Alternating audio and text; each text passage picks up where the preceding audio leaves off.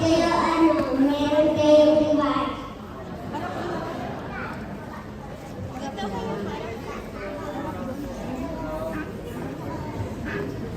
Happy Sabbath mga bata. Ready na ba kayo makinig ng story? Makinig kayo mabuti, ha?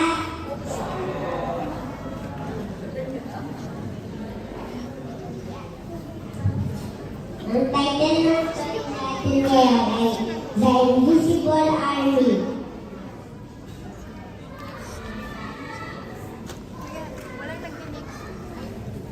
Pinapalaban ng King of Syria ang mga Israelites.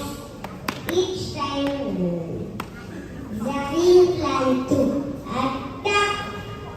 Sinasabi ng Diyos lahat ng plano ng hayop kay Elisha. Elisha ay pag-prophet ng Diyos sa Israel. Army na naman ni Elisha yung mga hari ng Israel. Kaya naiiwasan ng mga Israelites ang shot ng mga Syrians. Kaya galit na galit ang hari ng Syrians. Kaya pinatawag niya ang kanyang mga officer. Sabi niya, sino ang traitor dito?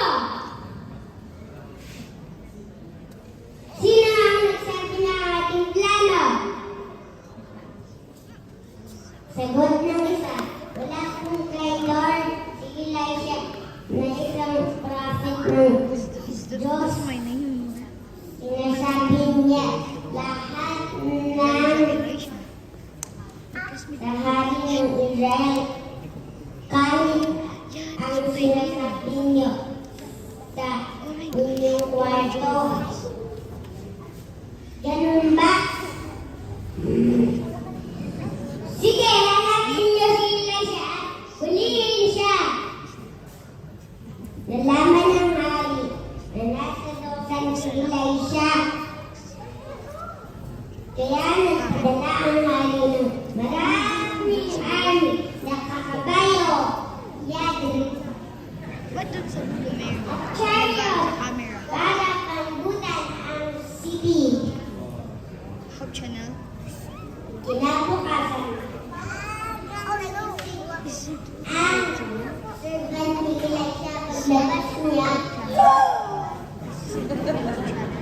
nakita niya ang napakaraming sundalo. Kaaway, natakot siya. Bumalik kay Elisha.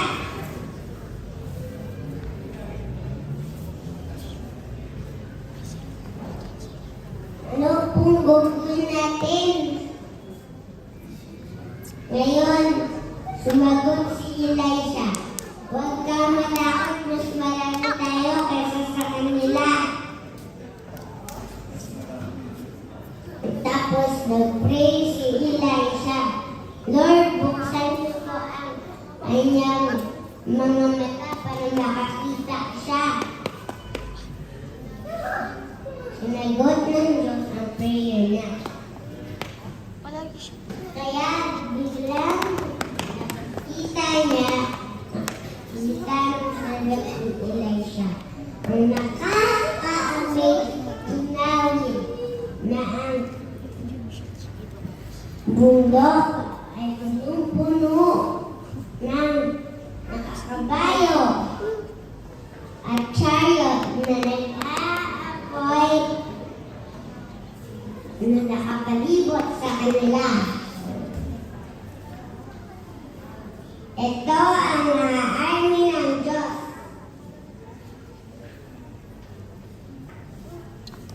Nagbabantay sa kanila.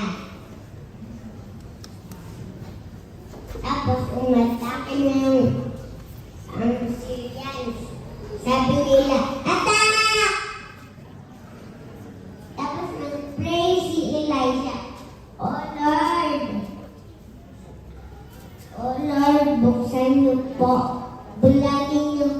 ang mga taong ito.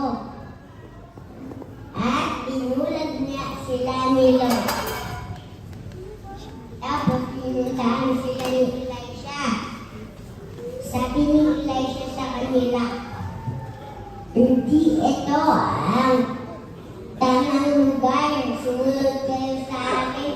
Dadalhin ko kayo sa taong hinahanap niyo. Dinala sila ni Elisha sa city ng Samaria, kung saan naghihintay ang hari ng Israel. Pagpasok nila sa Samaria, pinag-pray ni Elisha, O Lord, buksan mo po ang mata nila para makasita sila. Binuksan na nga ni Lord ang paningin nila.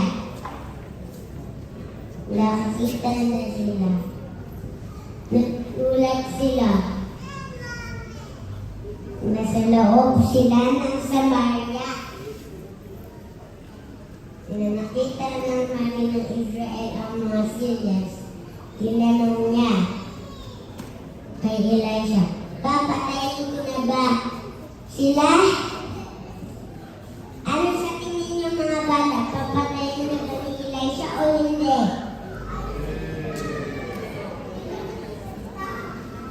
Alam niyo ba ang sagot ni Elisha?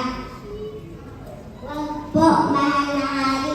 Hindi mo nga pinagpatay ang mga nahuli mo sa labanan. Sila pa kaya? Pakainin at paunumin mo po sila at pabalikin sa hari nila. Kaya nag-prepare ang hari ng Israel ng malaking handaan para sa kanila. Pagkatapos nila kumain at uminom, pinabalik sila sa hari ng Syria mula nung tumigil na ang Syrians sa pagsasalakay sa Israel. Kaya mga bata, always remember na hindi ka nag-iisa kahit hindi mo nakikita. Laging nandyan ang Diyos para sa'yo. Have faith in God. Kapag natatakot ka, mag-pray ka kaagad. At magtiwala sa Diyos. Good against enemies. Kabutihan at